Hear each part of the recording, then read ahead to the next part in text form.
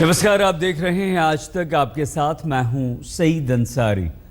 BJP और कांग्रेस एक बार फिर से आमने सामने हैं और दोनों दल दलितों को साधने की इस बार कोशिश में लगे हुए हैं। बाबा साहब भीमराव अंबेडकर की 125वीं जयंती की तैयारी कांग्रेस कर रही है। कांग्रेस ने आज से ही अपने कार्यक्रमों का आगाज कर दिया है।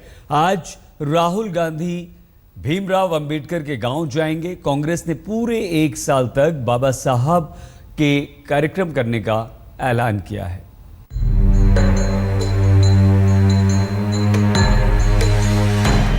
दलितों के मसीहा, दलित उन्नायक, दलित मुक्ति के अग्रदूत, करोड़ों लोगों के मन में रचे बसे बाबा साहेब अंबेडकर की विरासत को लेकर नए सिरे से रस्साकशी होनी है। उनकी 125वीं जयंती से पहले देश की दो सबसे बड़ी पार्टियों में उन्हें याद करने और उनकी विरासत पर हक जमाने की होड़ लगी हुई है।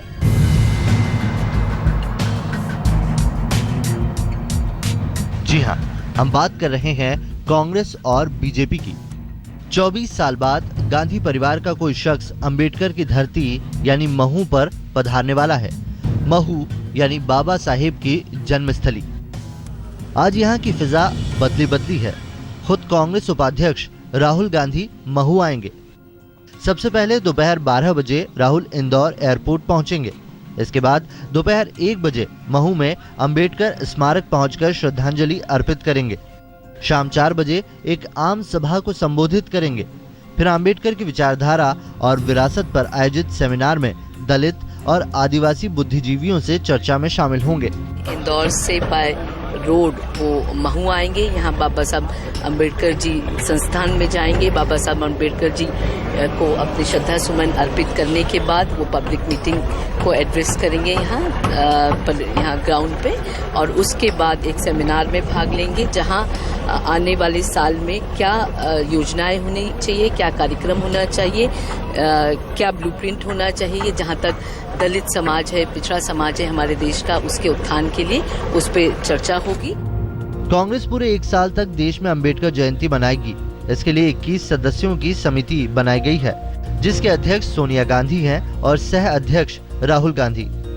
राहुल आज महू में एक साल चलने वाले कार्यक्रम की औपचारिक शुरुआत करेंगे।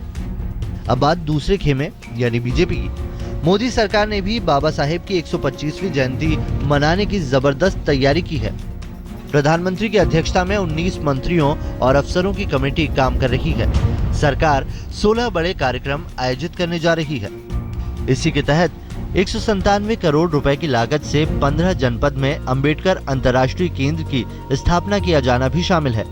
ब्लॉक स्तर पर साल भर सरकारी कार्यक्रमों और योजनाओं की झड़ी लगाई जाएगी। हम उनके कद, भारत के प्रति उनके योगदान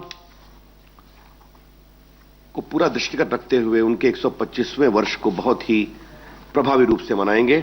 न सेंट्रल हॉल में तेल चित्र लगने दिया, न उनको भारत रत्न मिलने दिया। आखिर आज वो कुछ कर रहे हैं तो निश्चित रूप से कुछ न कुछ दाल में काले जैसी स्थिति है। मनस्थिति ठीक नहीं है। वो कुछ न कुछ हताशा निराशा में टटोलने की कोशिश कर रहे हैं, शायद इसलिए जा रहे होंगे। उधर दलित वोट बैंक को लुभाने की एक कोशिश कांग्रेस अध्यक्ष सोनिया गांधी की तरफ से भी हुई है। सोनिया गांधी ने प्रधानमंत्री नरेंद्र मोदी को चिट्ठी लिख दलितों के उत्पीड़न पर चिंता जताई है। महाराष्ट्र और राजस्थान जैसे बीजेपी शासित राज्यों में दलित उत्पीड़न के मामलों में पीएम से दखल देने की मांग की गई है। दलितों के मसीहा डॉक्टर भीमराव अंबेडकर की विरासत पर कब्जा करने की होड़ बीजेपी और कांग्रेस में अचानक नहीं शुरू हुई। जहां कांग्रेस को इसका आभास है कि दलित वोट के खिसकने से उसका जनाधार खतरनाक स्तर तक घट गया है, वहीं बीजेपी दलितों के वोट पर सेंधमारी करके अपने बूते बिहार और यूपी में सरकार बनाने के सपने देख रही है। आज तक ब्यूरो। अब सवाल ये उठता है कि आखिर बीजेपी और कांग्रेस दोनों दलित वोटों को साधने की क्यों कोशिश कर रहे हैं। असल में उत्तर प्रदेश और बिहार में चुनाव हैं, जहां कांग्रेस पर अपनी हालत सुधारने का दबाव है, तो बीजेपी इन दोनों राज्यों में सरकार बनाने के दावेदार के तौर पर खुद को देख रही है और इसीलिए दलित वोट को अपने अपने खाते में करने की दोनों दलों की तैयारियां जोरों पर हैं। बाबा साहेब डॉक्टर भीमराव अंबेडकर ये नाम आज हिंदुस्तान की राजनीति में सबसे बड़ा नाम है, क्योंकि ये नाम एक साथ ही कई चीजों का प्रतीक है। जाति का, पिछड़ेपन का, जुल्म के खिलाफ आवाज का, सिद्धांतों का और राजनीतिक मौकों का भी। अंबेडकर अपने जीते जी भले ही संविधान निर्माता होने के अलावा बहुत कुछ हासिल न कर सके हों, लेकिन भारत की आज की राजनीति की बात उनके बगैर पूरी नहीं हो सकती। उनकी विरासत क्या है, किस हाल में है, इस पर चर्चा तो बहुत व्यापक हो जाएगी, मगर अभी मुकाबला सियासी विरासत का है जो कि तिकोना है। किरदार बीजेपी, कांग्रेस और बीएसपी हैं। सवाल यह है कि इस जंग में कौन बाजी मार ले जाएगा। तीनों पार्टियों का दलित प्रेम किस तरीके से राजनीति को प्रभावित करेगा। लेकिन उस वक्त से आज तक गंगा में बहुत पानी बह चुका है।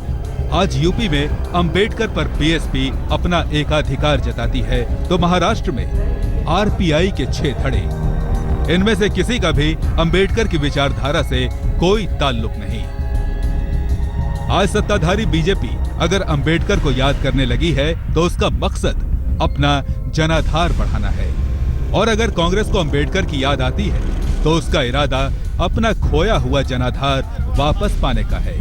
और इस विरासत पर अपना अकेला हक जताने वाली बीएसपी और दूसरी दलित जाति आधारित पार्टियों को ये बात नागवार गुजरती है।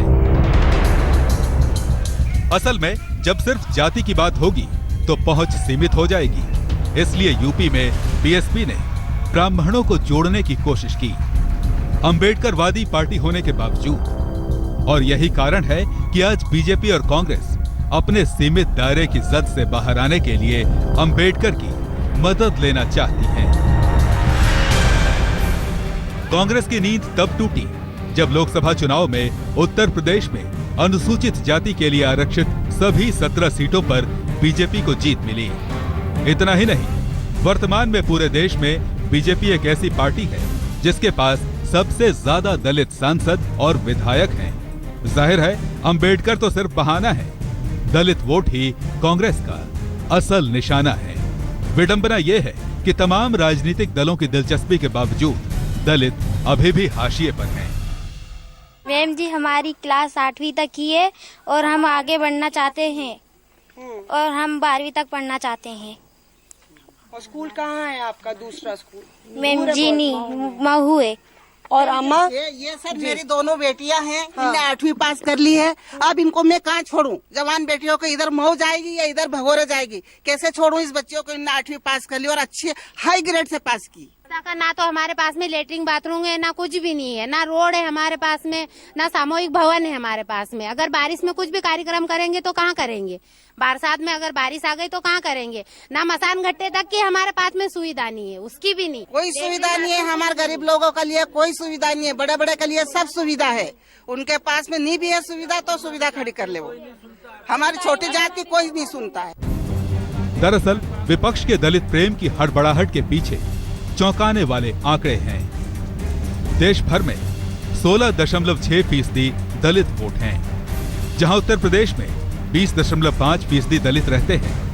वहीं पश्चिम बंगाल में 10.7%, बिहार में 8.2%, जबकि तमिलनाडु में 7.2% दलित रहते हैं। 2009 में जहां 11% दलितों ने बीजेपी को वोट दिया, वहीं इस बार यानी 2014 में यह बढ़कर 24% हो गया। जाहिर है कांग्रेस समेत तमाम सियासी दल अपने वोट बैंक में लगे सेंध से परेशान हैं। अंबेडकर के जरिए दलितों के दिल में जगह बनाने की कवायद की परीक्षा 5 महीने बाद बिहार चुनाव में होगी। बीजेपी को एहसास है कि सिर्फ अगड़ों और गैर यादव पिछड़ों के सहारे राज्य में जीत हासिल नहीं हो सकती है। उसे हर हाल में दलितों को नीतीश के साथ जाने से रोकना है। इसीलिए पीएम मोदी दलित नेता जीतन राम मांझी से बार बार मिलते हैं। उधर कांग्रेस की रणनीति भी खालिस दलित वोट को अपने पाले में लाने की कोशिश ही है। इसलिए ये कोई संयोग नहीं है कि अंबेडकर जयंती पर कांग्रेस और बीजेपी ने जोरदार अभियान की शुरुआत की है। मौसमी सिंह के साथ आज तक ब्यूरो। राजनीति अपनी जगह है, लेकिन दलितों के मसीहा बाबा साहेब भीमराव अंबेडकर के इलाकों से भी विकास कोसों दूर है। आज़ादी के 68 साल बाद भी न तो यहाँ ढंग की सड़कें हैं, न बच्चों के पढ़ने के लिए ठीक से स्कूल। हमारी संवाददाता मौसमी सिंह ने पड़ताल की। भारत को आज़ादी मिले दशकों बीत गए, लेकिन हकीकत तो ये है कि आज भी इस देश में दलितों की हकीकत नहीं बदली। भले ही वो अंबेडकर की जन्मस्थली से 2 किलोमीटर दूर न्यू बुराड़ी गांव की हकीकत हो। जी हाँ, रात के स्याह अंधेरे में भी यहाँ दलित होने का दंश यहाँ के गांव वाले झेल रहे हैं। हम इस न्यू बुराड़ी गांव में घूमते घूमते ढूंढते ढूंढते आए हैं और यहाँ पे जो तमाम गाँव वाले आज इकट्ठा हैं वो अपनी बात कहना चाहते हैं। उनकी बात हम उन्हीं की ज़बानी सुनेंगे। हमारे साथ मोहन मास्टर जी हैं, उनसे बात करते हैं। कुछ महीनों पहले ये गांव सुर्खियों में आया था इस मंदिर की वजह से, क्योंकि यहाँ पे दलितों का आना वर्जित था। एक दीवार बना दी गई थी और हनुमान जी के इस दरबार पे आप सिर्फ क्योंकि दलित थे इसलिए यहाँ नहीं आ सकते थे। मास्टर जी, काफी लड़ाई आप लोग ने लड़ी, आज भी जो माहौल है वो सुधरा नहीं। यहाँ लगभग 6 महीने पहले मतलब ये रास्ता बंद कर दिया गया था और इसके विरुद्ध में हम सब ये पूरे मोहल्ले के लोगों ने तहसील में इसके लिए एप्लीकेशन दी थी। एप्लीकेशन देने के बाद यहाँ नफ्ती की गई थी इस पूरे क्षेत्र की और नफ्ती में उन्होंने बताया था कि ये रास्ता जो फ्री है और ये शासकीय मंदिर है, प्राचीन मंदिर है, उसके बावजूद भी इन लोगों ने ये रास्ता खोलने का हमें आश्वासन दिया था। तहसील में हमारा मतलब कंप्रोमाइज मतलब राजीनामा भी हो चुका था, उसके बावजूद भी इन लोगों ने हमसे छल कपट करके रास्ता पेक कर दिया था। फिर हम वापस तहसील में गए, फिर उन्होंने बंद कर दिया। फिर तहसीलदार, टीआई महोदय, एसपी वगैरह सब लोग आए थे, फिर उन्होंने यहाँ खड़े रह के रास्ता हमारे लिए खुलवाया था। यहाँ पे मनोज है, एक युवा है जो देश की ये गांव की आशा भी है, उम्मीद भी है।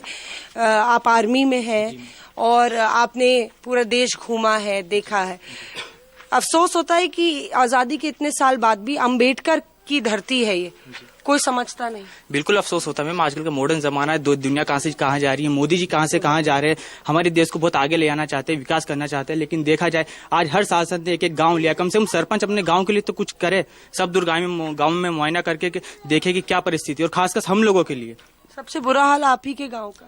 बिल्कुल मैम, वैसे मुझे ऐसा लगता नहीं कि काफी गांव है ऐसे, आसपास में काफी गांव है, लेकिन हम तो इस गांव में रह रहे तो हम फर्स्ट प्रायोरिटी हमारे गांव का सोचेंगे और हमारे मोहल्ले का सोचेंगे। वहीं से हमारे मोहल्ले से विकास होगा तो गांव का विकास होगा, गांव से होगा तो देश का होगा। बस यही है। और रास्ते की सबसे बड़ी समस्या हमारे रास्ते की है कि रास्ते आप लोग गए नहीं है, प्रशासन के पास नहीं गए हैं, बोला है उनसे सही सुधारने के लिए, व्यवस्था सुविधा देने के लिए, क्या कहते हैं वो? जमीन नहीं है, ये नहीं है, वो। रास्ते विवाद में हम लोग गए थे वहाँ पर तहसील कार्यालय में, उन्होंने 2-4 बार तो टाल दिया, उसके बाद में फिर आए और तुड़वा दिया। और बाकी व्यवस्था के लिए, अभी पंचायत द्वारा हम लोगों ने आवेदन दिया, पंचायत में भी 3 महीने पूर्व, लेकिन आज तक कुछ नहीं हुआ है। किस चीज का आवेदन? ये रोड के लिए कि हमारा डामरीकरण किया जाए, कंक्रीट किया जाए, एक सामुदायिक भवन बनाया जाए, जबकि 5-6 साल पूर्व भी ये स्वीकृत हो चुका है। राहुल गांधी आ रहे हैं, नरेंद्र मोदी भी दलितों की बात करते हैं, पर आपको लगता है कि कुछ बदला नहीं है, हकीकत बदली नहीं दलित? अभी तक तो मैम हमारे लिए तो नहीं बदली है। यहाँ का देखा जाए तो हम लोगों के लिए तो कुछ भी नहीं हुआ है। हम लोग तो वैसा ही हाल है, ऐसा लग रहा है कि 50 साल पीछे है हमारा गाँव और हमारा मोहल्ला। जबकि ये निर्मल गांव घोषित हो चुका है मैडम, फिर भी गंदा गांव है। इसको गंदा गांव बोलना चाहिए। ना नालियों की सफाई है, ना नाली बन चुके हैं, सब चौक है इधर उधर, कोई सफाई करने वाला आज तक झाड़ू वाला दिखाई नहीं, झाड़ू लग रहा है। कांग्रेस बीजेपी दोनों बाबा साहेब की 125वीं जयंती को मनाने की तैयारियां कर रही हैं। तैयारियां शुरू हो चुकी हैं, आज से आगाज है और दलित वोटों को साधने की कोशिश भी।